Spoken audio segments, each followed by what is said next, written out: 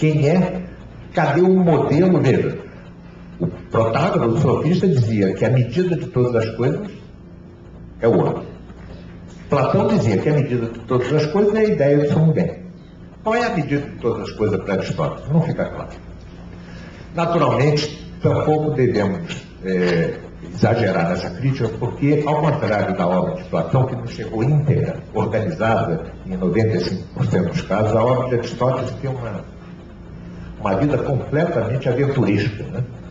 Ele que foi o tutor de Alexandre, o imperador Alexandre, né, depois teve de fugir de Alexandre. Dizem que seus discípulos enterraram em alguma parte seus escritos, que foram encontrados, que depois foram organizados por Andrônico de Rhodes. Foi uma parte chega ao mundo europeu, que é a Europa hoje, o mundo ocidental, outra vai parar entre os árabes, né? Só no século XIII é que São Tomás de Aquino pede a tradução a um monge dominicano chamado Morbek, Guilherme de Morbek, que traduz, então, teremos a primeira tradução boa para o latim. E nos chega cheio de pedaços. Não se sabe bem se as suas obras são anotações de alunos, se são rascunhos seus, se são coisas que ele iria publicar e não publicou. O fato é que nós não temos, ao contrário da obra de Platão, algo muito claro. Então se discutem, por exemplo, Jäger inventou um método chamado genético para decidir qual era a ordem, não só das obras de Aristóteles, mas a ordem dos capítulos dentro de cada obra, enfim. E muitos dos seus livros terminam abruptamente, ou seja, não terminam. Então veja que, com Aristóteles, nós temos que ter o máximo de cuidado em afirmações absolutas, porque realmente o estado em que nos chega a sua obra é muito precário. Mas, ao que parece, tem eles algum, embora ele represente um passo imenso do ponto de vista do estudo sistemático da realidade com relação a Platão, ele também representa, ao que tudo indica, retrocessos por acarretar novas aporias como que insolúveis, né? Entre elas esta: aquilo que causa tudo não conhece o efeito que causa. Tá certo? Vejam que grande aporia, né? Aquilo que tudo causa, veja, não é a ideia de criação, hein? O primeiro motor imóvel, desde o Descartes, não cria nada, ele forma.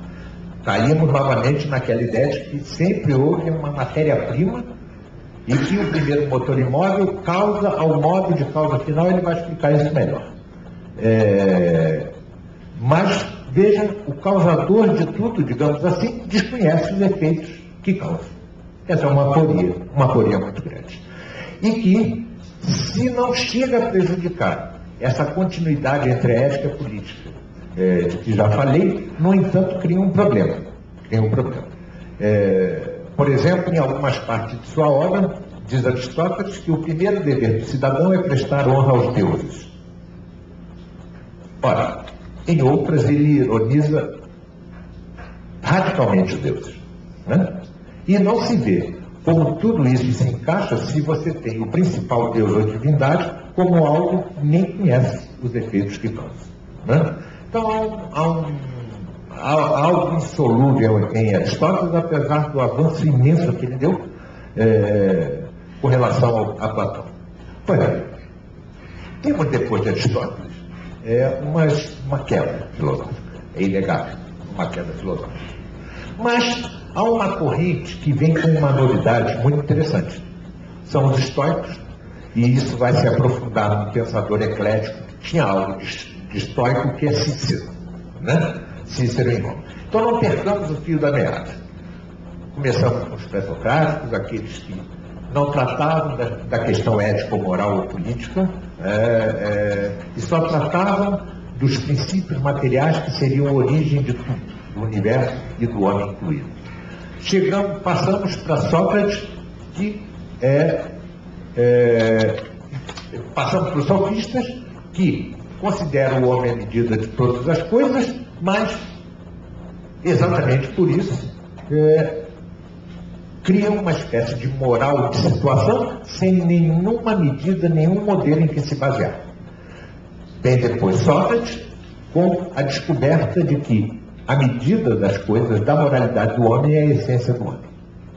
Vem depois Platão, e vem com esse passo de gigante, que é a descoberta da ideia do sumo bem, ou seja, aquilo que é a medida absoluta de todas as coisas, do bem e do mal, do certo e do errado. Vem depois Aristóteles, que aprofunda sistematicamente a relação entre ética e política. Nós vamos ver isso detalhadamente, mas cria um problema na relação entre o homem, a polis ou cidade, e a divindade chamada primeiro motor e modo. Temos uma decadência filosófica, mas mesmo nessa decadência, com os históricos surge uma ideia preciosa, valiosíssima, que é a ideia de lei natural. Lei natural. Quem melhor a vai expressar é esse eclético, chamado Cícero, todos já ouviram falar, e que no seu livro A República faz a seguinte afirmação: não há uma lei para hoje, nem uma lei para amanhã. Uma lei para a Grécia, uma lei para Roma. Há uma só lei. Ela é atemporal e espacial, foi criada, instituída e propagada por um Deus único. Essa é a afirmação de Cícero. Claro, há mil aporias aí por trás disso, porque ele também era politeísta, né? Que Deus único é esse? Não se sabe muito bem, mas o fato é que a noção de que há uma lei que é atemporal e espacial, de certa forma, se aproxima da ideia de sumo bem platônica, sem cair, no entanto, no seu pecado maior, de Platão, que é o de tornar as ideias coisas. Ele já atribui esta lei, que é universal, a espacial e a temporal, a um ente, não a uma ideia. Certo? Lembremos-nos que, para Platão, as ideias vivem num mundo à parte, chamado hiperurano. Né? Elas como que têm entidade real, é como se nossas ideias tivessem, né, uma existência à parte e não em nós. São as formas arquetípicas. Tá, vamos ver isso com calma. Pois bem, mas dá Cícero este grande salto.